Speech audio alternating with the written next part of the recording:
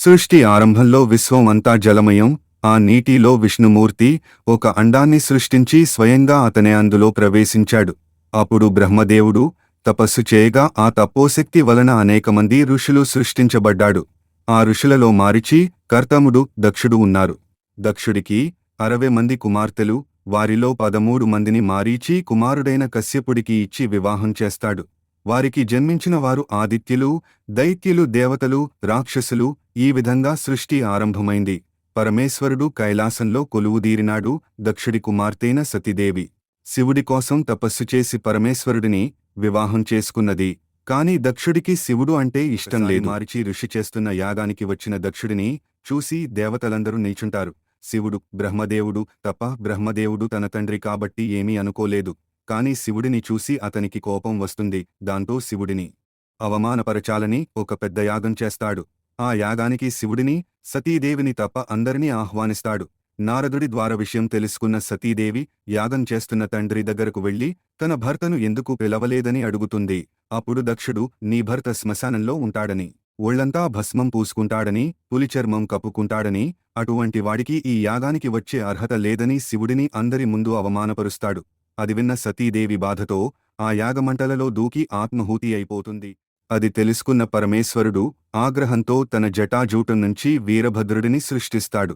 వీరభద్రుడు అక్కడికి వెళ్లి యజ్ఞం అంత నాశనం చేసి దక్షుడిని సంహరిస్తాడు.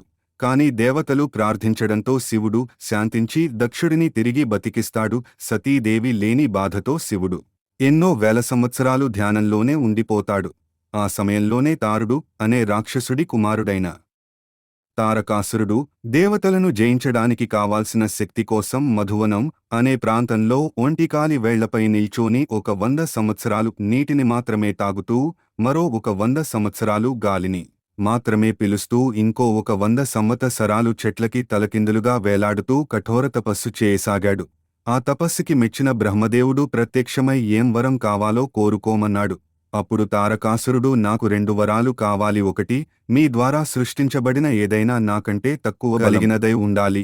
రెండవది, నా చావు శివుడి కుమారుడి చేతిలో మాత్రమే ఉండాలని కోరుకున్నాడు. ఎందుకంటే శివుడు ధ్యానంలో ఉన్నాడు కాబట్టి తనకి కుమారులు పుట్టడం అసాధ్యమని తారకాసురుడు ఆ వరాలను అడిగాడు. బ్రహ్మ ఆ వరాలను ఇస్తాడు. అంతటా తారకాసురుడు రాక్షసులందరికీ రాజై దేవతలను పీడించసాగాడు.